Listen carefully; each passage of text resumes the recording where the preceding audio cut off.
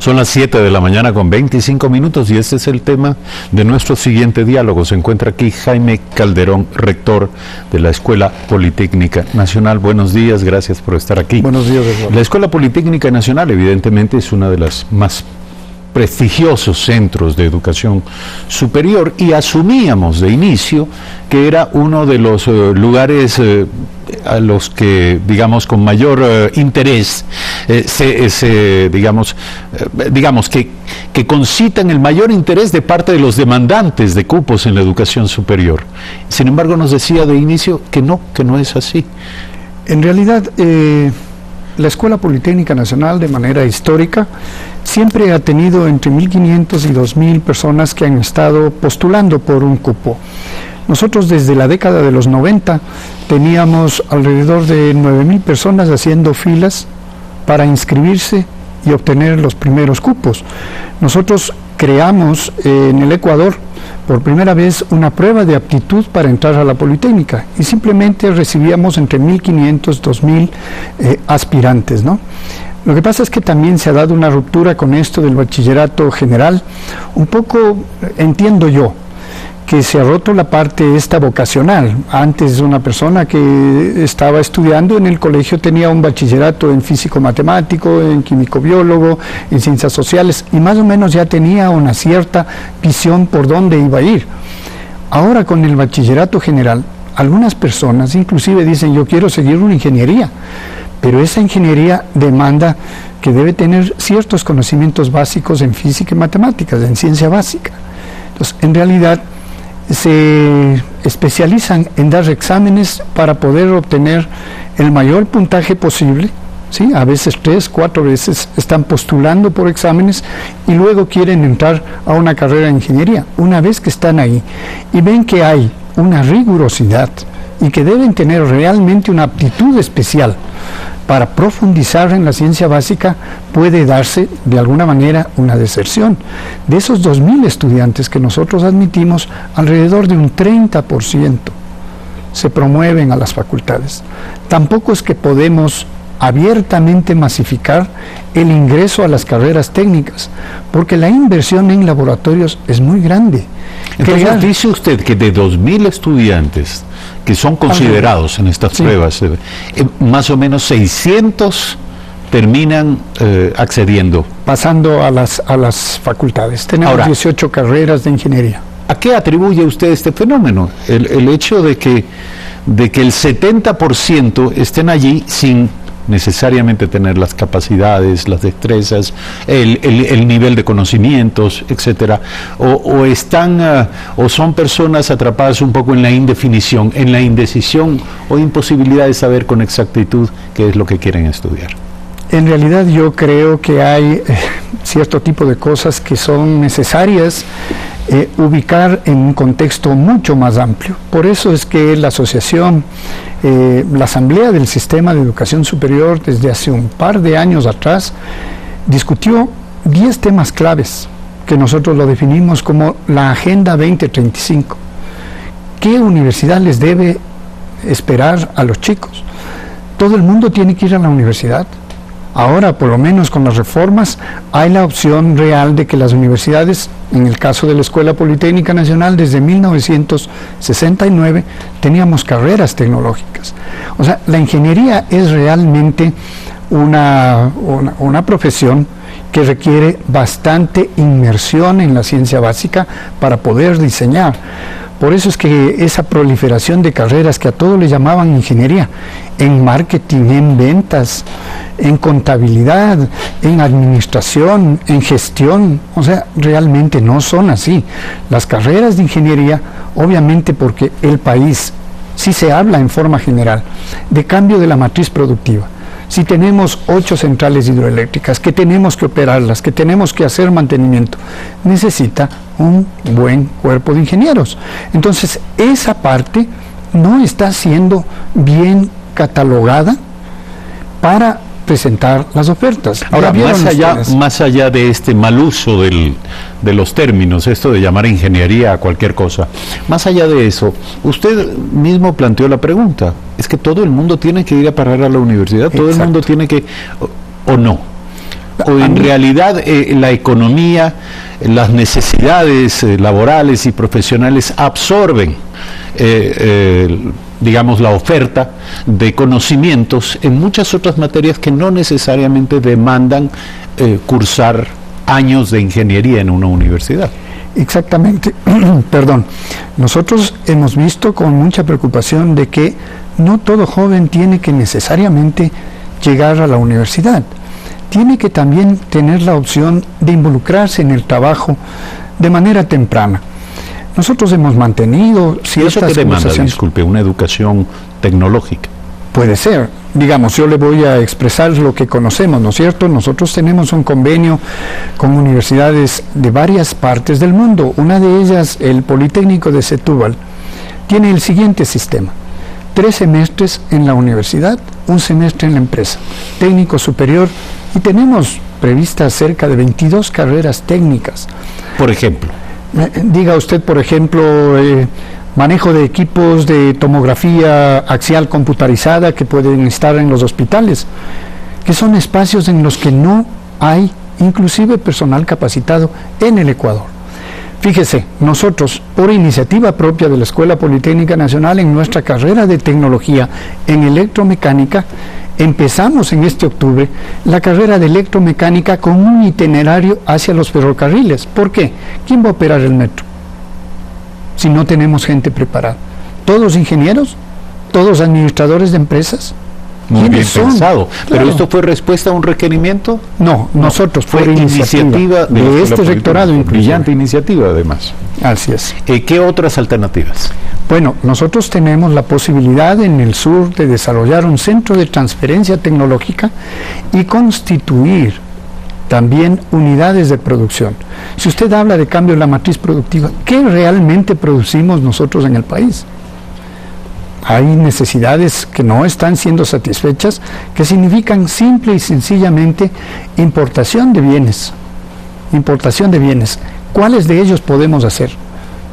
Si nosotros tenemos un plan, por ejemplo, para hacer casas, ¿qué de eso podemos nosotros hacer? ¿Cuáles de esos insumos podemos cumplir? Y obviamente esos son generación también de elementos productivos para que puedan atender esas necesidades. Por eso le decía, nosotros como Asamblea del Sistema de Educación Superior dijimos, hay que trazar una agenda hacia dónde debemos ir como país y sentarnos en una mesa a discutir todos los que tenemos de alguna manera esta parte de estar involucrados tanto en la educación básica, en la educación del colegio, en las universidades, en el sector productivo. ¿Quiénes van a asumir? Yo soy un convencido de que el empleo no existe, hay que crearlo. ¿Y de dónde se puede crear eso si usted no tiene gente realmente capacitada como para emprender? Hay cifras y usted debe mirar, ¿no es cierto? El Ecuador es uno de los países que más emprende, pero que también más fracasa. Entonces nosotros hemos hecho incluso alianzas con universidades conocidas como el Instituto Tecnológico de Massachusetts para poder hacer un acuerdo, un convenio que pueda permitir una mayor competitividad de las empresas y que toda la gente que se involucra en estos empleos o que va a generar empleo sea quien está llamada realmente a dar una solución. Pero eso tranquiliza saber que hay personas pensando, reflexionando sobre estos temas. Es nuestra obligación. Pero diaria. Inquieta saber que esta no es una reflexión generalizada. Le pregunto, ¿en qué ámbito tiene que discutirse esto? Todas estas preguntas que usted ha planteado y está dejando sobre el tapete, ¿en dónde tienen que ser dilucidadas? A ver, me parece a mí que, por ejemplo, la Secretaría Nacional de Ciencia y Tecnología, el Ministerio de Educación, las cámaras de la producción, las universidades, tenemos que sentarnos en una mesa. Ya Colombia lo hizo y llegaron ellos a un acuerdo que se llama el Acuerdo por lo Superior 2034. A ratos dicen era esa una cobija de retazos, pero de alguna manera llegaron a un acuerdo mínimo. ¿Qué es lo que necesitamos? A inicios de este año se hizo el lanzamiento en Cumbayá del Ecuador Sostenible 2030, donde se convocó a la academia para que participe en estas cosas. Por iniciativa de la Escuela Politécnica Nacional, le planteamos al alcalde las 12 universidades de Quito que queremos trabajar con con el gobierno de la ciudad, porque hay un espacio de 208 hectáreas en la zona especial de desarrollo económico, donde en consorcio las universidades de Quito queremos participar. Temas muy importantes como las flores, los alimentos, la industria farmacéutica, la industria automotriz, la logística, todo eso. Confirmadas, claro. Necesidades confirmadas. ¿Y qué ha pasado con eso? Ya se aprobó la zona especial y obviamente como universidad nosotros ahí vamos a tener un espacio como Universidad de Quito de alrededor de unas 15 hectáreas donde vamos a poner centros de investigación avanzada para justamente, por ejemplo, la exportación de las flores, la irradiación de las flores, que ya tiene Colombia en el aeropuerto del Dorado, en Colombia, pueden hacer que las rosas duren más tiempo y puedan llegar a todas partes del mundo. Eso, por ejemplo, es para nosotros un punto en el cual la investigación se convierte en vinculación con el sector productivo. Gran noticia la que usted nos da. Ahora, volviendo al plano general y volviendo a esta discusión que tiene que ver con una visión integral del problema en el país y por lo tanto de grandes líneas de política pública en asocio, por supuesto, en corresponsabilidad para su ejecución con muchas otras entidades de carácter privado o semipúblico. Y le pregunto, en el campo de la la deserción escolar es un problema, la deserción universitaria, la deserción educativa en general. Y desde el punto de vista individual podría no constituir un fracaso, no debería ser el final de nada, debería ser el comienzo de una nueva etapa, eso lo sabemos todos. Pero desde el punto de vista del manejo de los recursos de la sociedad, la deserción estudiantil es un problema de recursos, de pérdida, de derroche. ¿Cómo evitar, cómo disminuir el impacto que esto tiene actualmente? La Escuela Politécnica Nacional siempre ha estado preocupada por esto y es históricamente, nosotros desde el año 1959 tenemos un sistema prepolitécnico donde hacemos una inmersión de los estudiantes justamente para que en un tiempo muy corto puedan establecer si están o no aptos para seguir una carrera de ingeniería. Porque sabemos que le cuesta muchísimo al Estado. Datos dados por el CENESID dicen que nosotros debemos más o menos ejecutar un presupuesto de $3,000 anuales por alumno. ¿Sí? ¿En qué? Justamente en la formación de cada estudiante es alrededor de $3,000 anuales, ¿no es cierto? Entonces, esto durante 10 semestres es una cuestión bastante importante. Pero nosotros procuramos por todos los medios, primero, capacitando a nuestros profesores, haciendo una adecuada selección de los profesores que van a atender a los jóvenes que llegan, haciendo una compartición de las materias básicas para que no sea esto, digamos, una cuestión iniciativa de unos pocos. Tenemos nosotros comités, coordinaciones, para hacer todo el esfuerzo que sea posible de nuestra institución para eliminar el fracaso escolar. Obviamente que lo hacemos así, pero llega un momento en que el estudiante dice, no, esto no es para mí, no es lo que me imaginé. Pero ¿dónde prevenir la falta de claridad vocacional? No debería ser ya en la universidad, no debería ser ya cursando la carrera.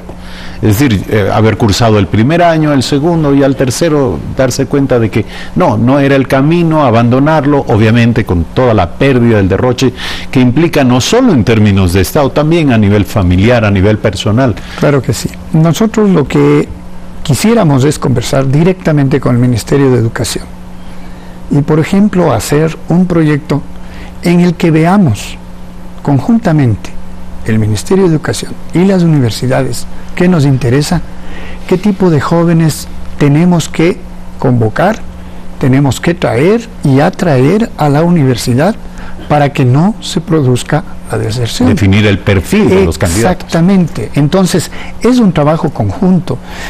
La educación no puede ser simplemente la idea de la universidad, la idea del ministerio, ¿sí? La idea de las academias, las ideas de los institutos. Tiene que ser una cuestión colectiva, pensada a mediano y largo plazo.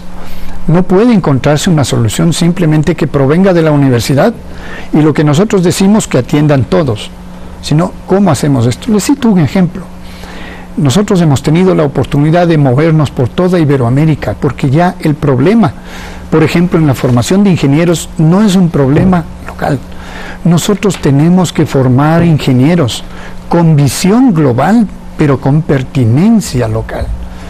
Y entonces esto nos ha hecho y nos ha llevado a hacer una serie de reflexiones. Hay universidades, ¿sí?, que reclutan bachilleres de los colegios y les hacen que tengan el 6º curso en la universidad. Y saben exactamente con qué chicos van a contar para emprender en carreras como las nuestras, que son ingeniería y ciencias. O sea, esta inclinación, este talento natural para estudiar una determinada carrera, se puede detectar tempranamente, es lo que usted señala. Y claro, para ello sería necesario establecer una relación práctica con el Ministerio de Educación, hacer esta búsqueda de talentos y de perfiles ideales. Por supuesto, pero ese es un trabajo conjunto. ¿Y por qué no han podido reunirse con el Ministerio de Educación para hablar de esto? Perdón. Hemos planteado siempre esto. Realmente hay espacios en los cuales sí nos podemos, digamos, integrar en esto, ¿no? Pero obviamente, y ahora hago una invitación, o sea, a CENESID, al Ministerio de Educación y a las universidades, a ver, sentémonos en un taller de un día y decir por dónde queremos ir, cuáles son las responsabilidades. Y ahora tenemos, ¿no es cierto?, trazado una línea, la Ley de Educación Superior aprobada en el 2010, y esta ley que tiene fecha de nacimiento, 2 de agosto de este año. Entonces, esta es una oportunidad maravillosa. No perdamos más tiempo. Sentémonos, convoquémonos, hagamos un debate, y en esa línea podemos decir, bueno, esta es mi responsabilidad, porque la universidad seria, ¿sí?, ha transitado siempre todos los gobiernos de turno. La universidad seria, la universidad pública seria también, es un proyecto de Estado a largo plazo. Tiene usted razón. La validez y la pertinencia y la necesidad de hacer esto es indiscutible. Y la invitación de nuestro invitado está planteada. Jaime Calderón, rector de la Escuela Politécnica Nacional, esta mañana aquí en Primera Impresión. Gracias por aceptar esta invitación. Gracias a usted. Buenos días. Corte.